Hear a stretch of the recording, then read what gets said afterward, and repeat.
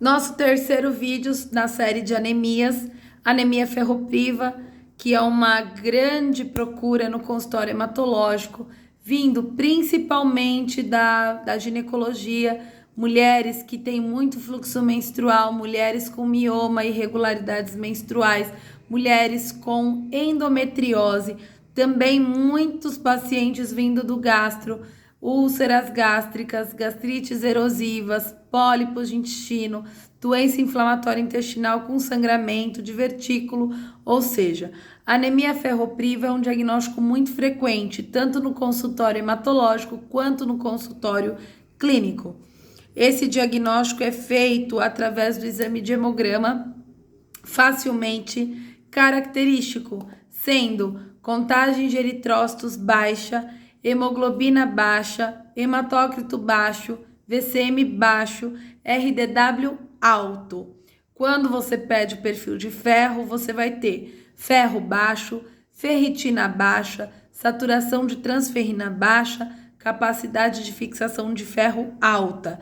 Se não for assim, não é uma anemia ferropriva.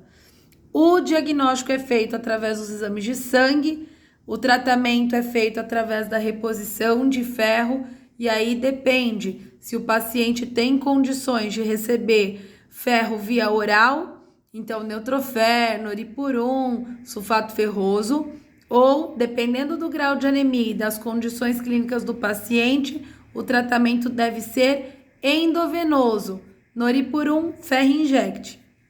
Geralmente, os sintomas da anemia ferropriva, eles não são tão exacerbados. Por quê? Por se tratar de uma anemia que ela geralmente vem aparecendo aos poucos, o organismo ele tem a capacidade de se adaptar a níveis menores de hemoglobina.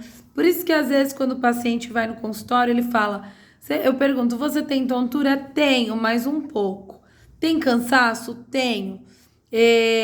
Sente sonolência? Sinto. Tem queda de cabelo? Alopécia? Tem um pouco. Unha fraca? Tem um pouco. Depende muito do grau de anemia, claro, do nível de hemoglobina, do tempo dessa anemia ferropriva e do tratamento que já foi passado para esse paciente. Agora, uma coisa muito, muito interessante que a ciência não sabe muito bem explicar é porque no caso de anemia ferropriva existe a tal pica ou malácia. O que é isso? É uma vontade de comer alimentos não nutritivos, comer objetos, por exemplo, comer gelo, terra, arroz cru, carne crua, palito, tijolo, esponja de lavar prato, prego. Então, assim, é uma vontade que o paciente com anemia ferropriva tem, geralmente as mulheres, de comer coisas não nutritivas. Parece que é como se o organismo chamasse pelo ferro.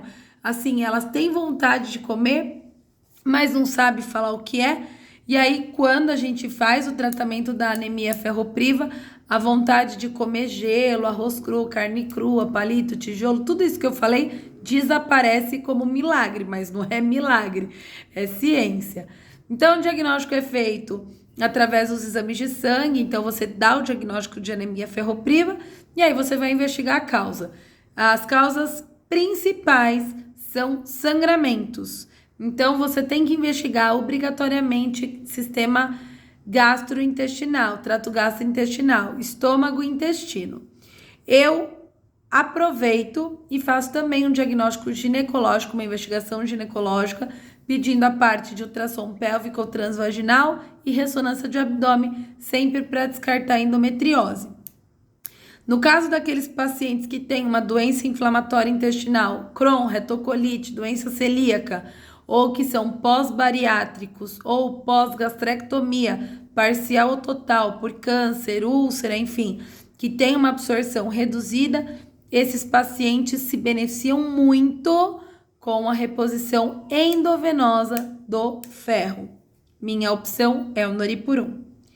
Então, caso você tenha uma anemia ferropriva que não está resolvendo ou recém-diagnosticada, vai para o hematologista, que nós somos os médicos mais especializados e aptos para tratar e diagnosticar a anemia ferropriva.